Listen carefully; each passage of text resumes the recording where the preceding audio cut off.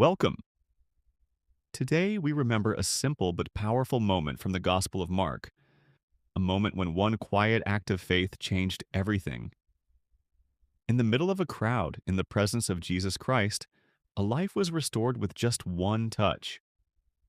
May this story remind you that even the smallest step of faith can lead to the greatest miracle. And may this message stir your faith and remind you that your moment can come too. You are welcome. A young woman full of life. She laughed easily. She walked through the marketplace with confidence. She worshipped in the synagogue with her family. She had dreams about her future, perhaps marriage, children, a peaceful home filled with joy. She was known, she was included, she belonged. Then one day, something changed. It may have started quietly, a weakness, an unusual flow of blood.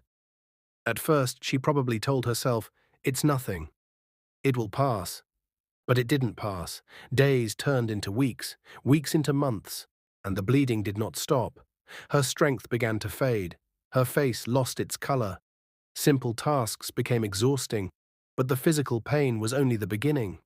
According to the law of her people, a woman with a continuous issue of blood was considered unclean. That meant she could not participate normally in worship.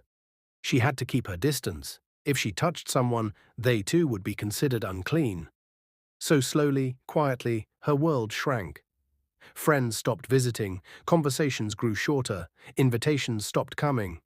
Whispers followed her in the streets. She saw the way people stepped aside when she passed. Some looked at her with pity. Others looked at her with discomfort. 12 years. 12 long years of living like this. She went to doctors. The scripture says she suffered under many physicians. That means the treatments were not gentle. They were harsh, painful, experimental. She drank strange medicines. She followed strict instructions. She endured procedures that likely left her weaker than before. Each doctor promised hope. Each time she believed. Each time she was disappointed.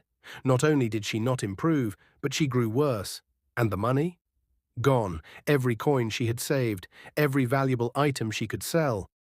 Perhaps family members helped at first, but after years of no improvement, even support can grow thin. Now she was sick, isolated and poor.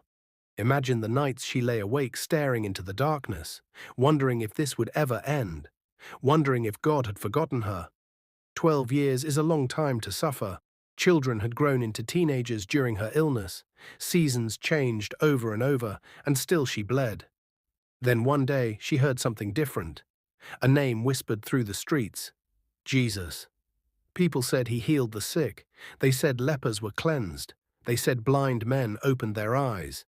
They said paralyzed people stood up and walked. They said there was authority in his voice and compassion in his eyes. At first, maybe she guarded her heart. She had hoped before, but something about this was different. Faith began to rise inside her, small, fragile, but real. She said within herself, "If I can just touch his clothes, I will be healed." She didn't plan to speak to him. She didn't expect him to notice her.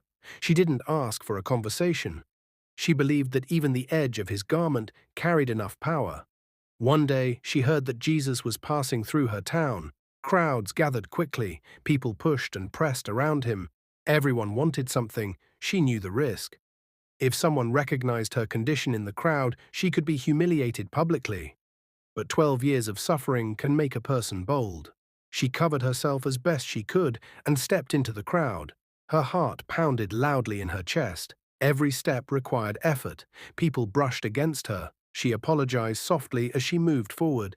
She could see him now. Jesus, walking calmly despite the chaos around him. So close.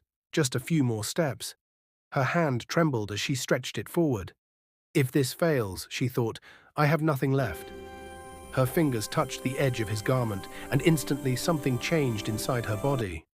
The bleeding stopped, immediately, not slowly, not gradually. After 12 years of constant suffering, the flow ceased in a moment. She felt strength return to her limbs. Her body felt clean, whole, free. Tears likely filled her eyes. It was over. But then Jesus stopped walking. In the middle of the crowd, he turned Who and touched said, me? "Everyone is touching you," they said. But Jesus replied, "Someone touched me. I felt power go out from me." She froze. Fear gripped her again. Should she hide? Should she slip away quietly with her miracle? But she knew what had happened. Trembling, she stepped forward. She fell at his feet in front of everyone. The crowd fell silent, and she told him the whole truth. About the 12 years, the doctors, the money spent, the isolation, the hopelessness, the faith that pushed her forward. She waited for rebuke, but instead she heard the most beautiful word: daughter. In that one word, he restored her identity. For 12 years she had been unclean. Now she was daughter. Daughter, your faith has made you well. Go in peace. He did not say, my garment healed you.